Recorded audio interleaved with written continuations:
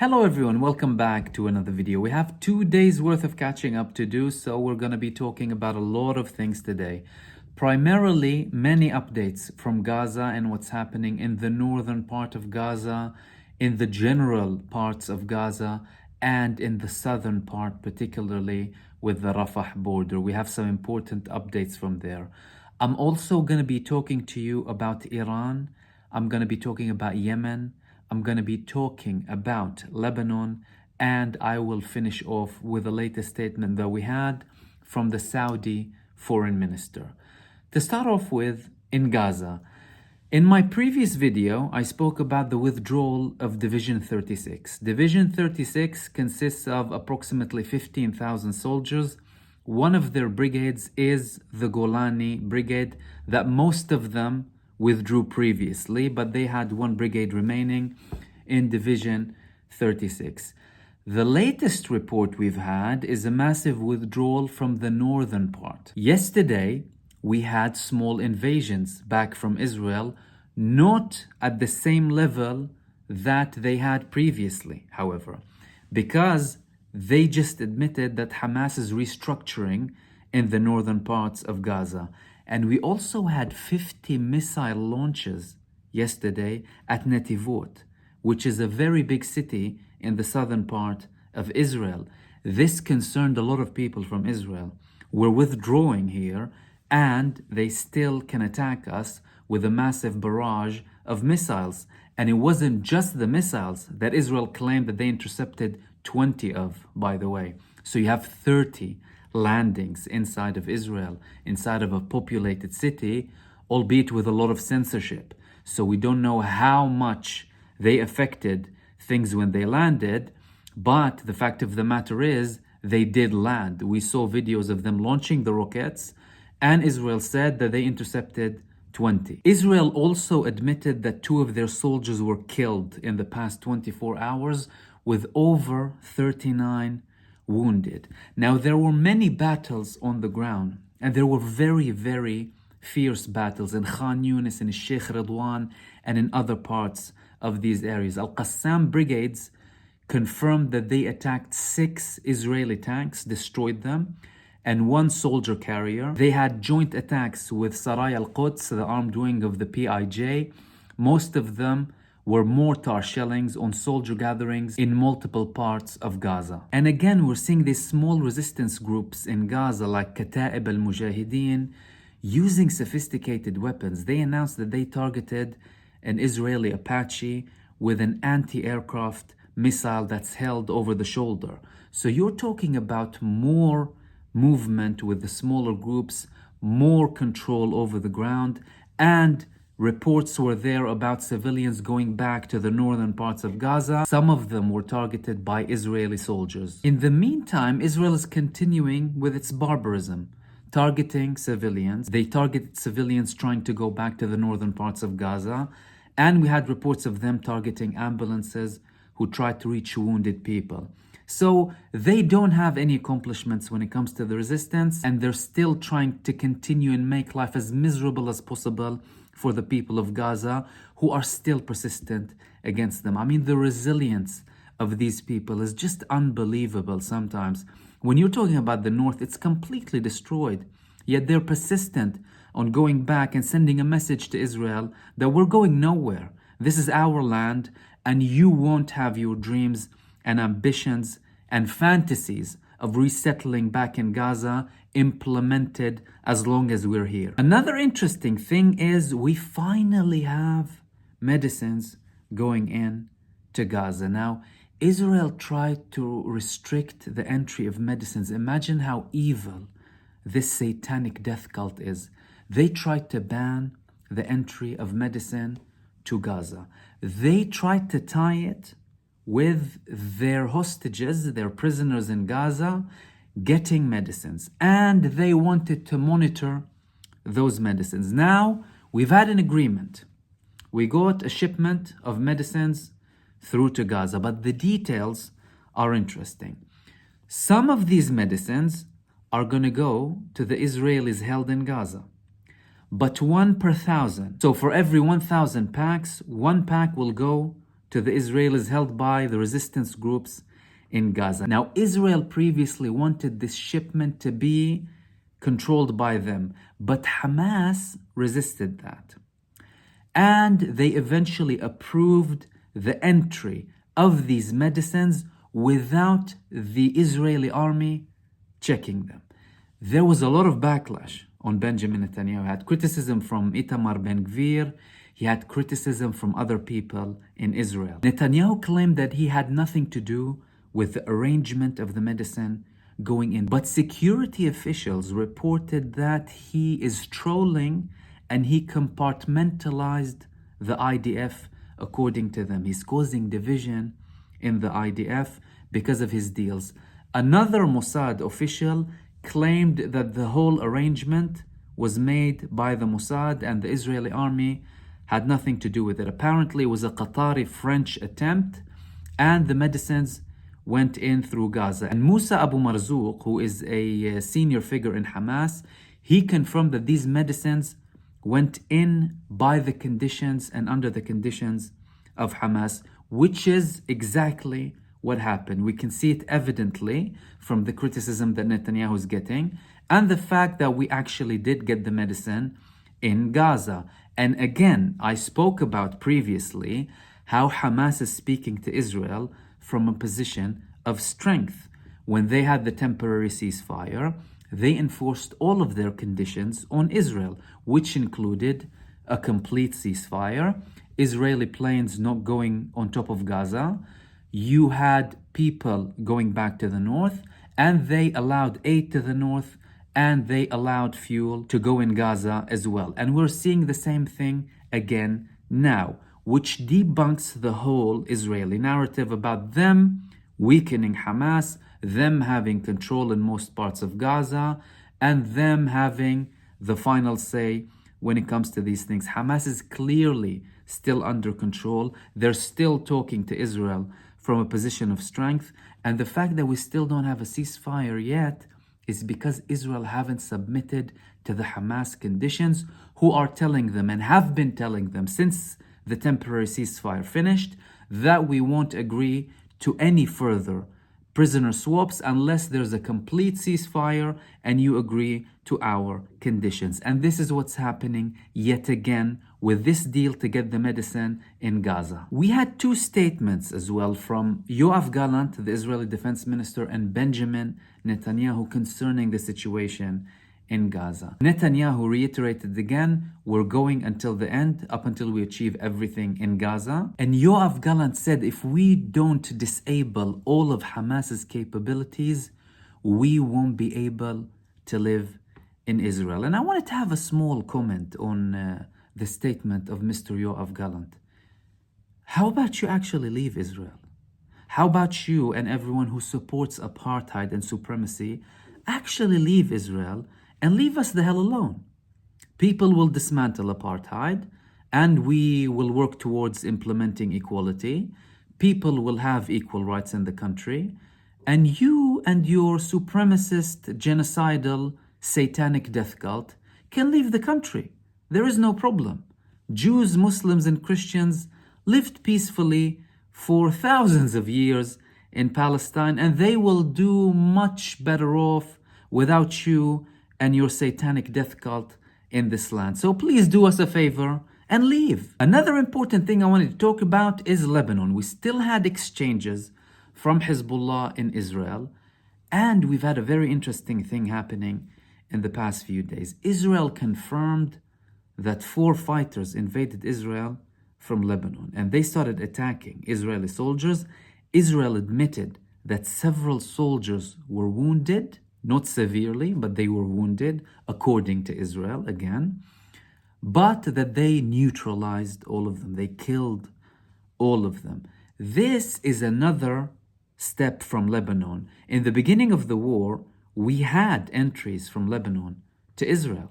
Several groups, including Al-Qassam brigades and Sarai al-Quds, who are active in Lebanon, but obviously under an agreement and in full coordination with Hezbollah, who's ultimately in charge in southern Lebanon, they entered Israel.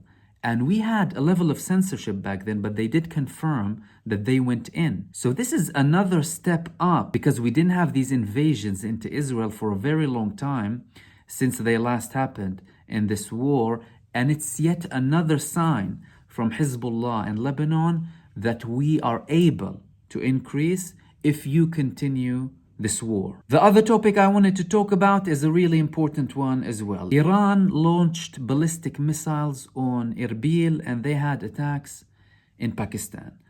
With the attack in Erbil, Iran claimed that they had a Mossad hub that they attacked in Erbil. The authorities in Erbil denied. They said this person is a civilian and he's not a member of the Mossad. Now, there are ties between the Kurdish region and Israel, because Israel always likes to play on the minorities cards. Whenever there's a minority and they can cause some sort of friction between a government that they don't like, they will support them. Even if they have good relations with that country, they will still use minorities as leverage and cause frictions between them. This is what the United States and the United Kingdom and the coalition did when they invaded Iraq in 2003. They started the Sunni Shia problems. These things hardly existed previously in Iraq. As a matter of fact, the government included Christians, Sunnis and Shias, and everything was fine. But they stir up division, and they have people to play with them in the Muslim world, unfortunately. But they are still doing it in many countries, and it's very possible that Iran definitely did attack a base that was linked to Israel. I wouldn't be surprised if that's the case. When it comes to Pakistan, the Pakistani authorities took it more seriously. Obviously, Iraq, they complained about Iran. I'm not sure if it's just a show, to be honest with you, because the two countries are close together, and Iraqi movements, many of them almost belong to Iran in terms of authority, in terms of religious authority, political authority. But when it comes to Pakistan, they actually took their ambassador and they condemned the attacks heavily on Iran. Now, obviously, Iran is claiming that these groups were active against them, which again could well be. Again, there are groups that don't like Iran. There are some movements that try and attack Iran from within as well. But what we're getting here is that Iran is having more direct engagement in this, whether when it comes to the Red Sea or attacking Israeli ships, or having direct attacks not only through their allies in the region. So it's escalating, because Al Mayadeen, the news network, they reported that earlier on this month, Iran directly attacked 2 Israeli ships. We haven't had many reports about this, but Al Mayadeen confirmed that this happened, and that this was in retaliation to the supposedly ISIS attack in Iran. So we're seeing more activity from Iran, and things are escalating with their direct actions. We also had another intense day in the Red Sea. Ansarullah, the Yemenis, they attacked the Zographia ship that was headed towards Israel, and they confirmed again, we will continue attacking any ships that are going to Israel. They are not stopping.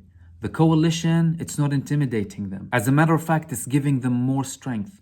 You're seeing even more people in Yemen going out and protesting and supporting their government, supporting the attacks on Israel-linked ships, and showing complete solidarity with the Palestinian people. And the Yemeni officials, when they begin their speeches to talk about what they've done and what they're about to do, they'll say, انتصاراً للشعب الفلسطيني، انتصاراً لغزة، لمظلومية الشعب الفلسطيني, which means helping and assisting the Palestinians, helping Gaza in our efforts to help Gaza. So this is the main thing they're working out from.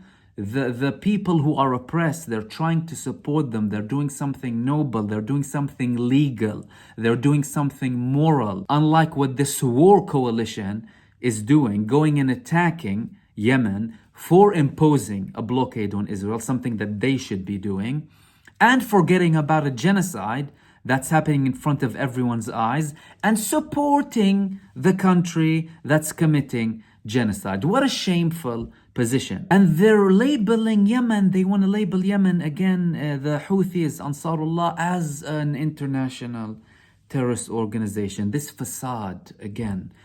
And behind closed doors, they're offering them recognition in their government if they stop the attacks in the Red Sea. So what is this terrorism labeling exactly? Whenever it suits you, whenever you see fit, they lead the world and flood the world with terrorism, and then they come and tell you these people are terrorists because they're doing acts that we're against and that we don't like. Imagine the hypocrisy and the mafia mindset that these people have. It's like a global cartel running the world. Another important thing I wanted to talk about is the Rafah border. We had this attack on Israeli forces, apparently by smugglers, drug smugglers, and apparently some Israeli soldiers were wounded.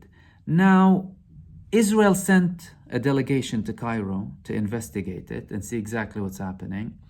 But I wanted to make a couple of comments here. Firstly, it's not uncommon for drug smugglers to operate in that area. There are very big networks of smugglers between Sinai and the Naqab desert, Sahra al-Naqab, the Negev desert. And some of them operate through Gaza as well. Some of them deal with the Israeli army. You need to understand that. And it's not uncommon for that to happen. However, the timing is a little bit suspicious, and the level of action against Israeli soldiers.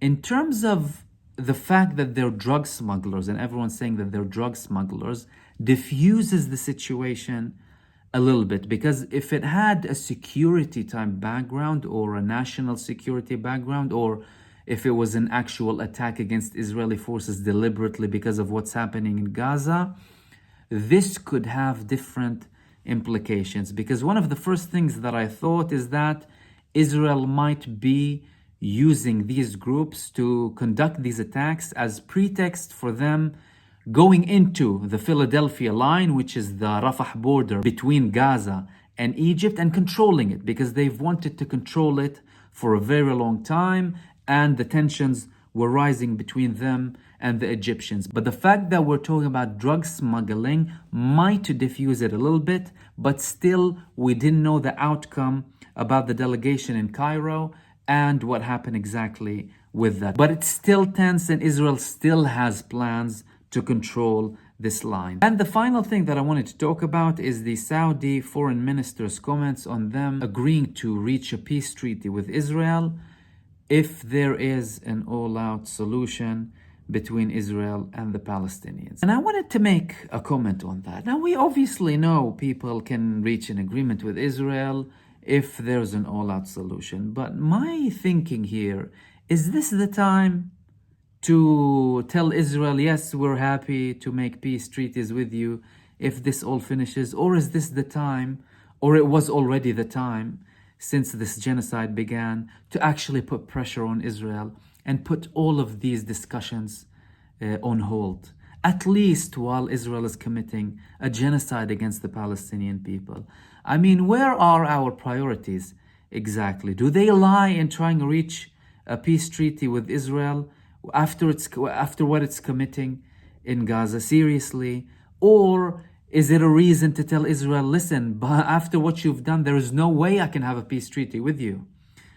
Having a peace treaty with a genocidal, satanic death cult. So I think it's a shame, to say the least, that the Saudi foreign minister and other Arab leaders are even considering and still going ahead with peace treaties with Israel, even when they're committing this atrocious, abhorrent genocide in Gaza. The priority is to stop this genocide and support the Palestinian people in getting their rights and getting their liberation, their dignity, and their basic needs, basic daily needs, before we talk about any potential with a peace treaty with Israel. That's if we assume that Israel is to even exist after this war ends. So these were the main things that I wanted to talk to you about today. A quick reminder, I have a live stream tomorrow Thursday night at 9:30 GMT. So please feel free to join me and ask me any questions.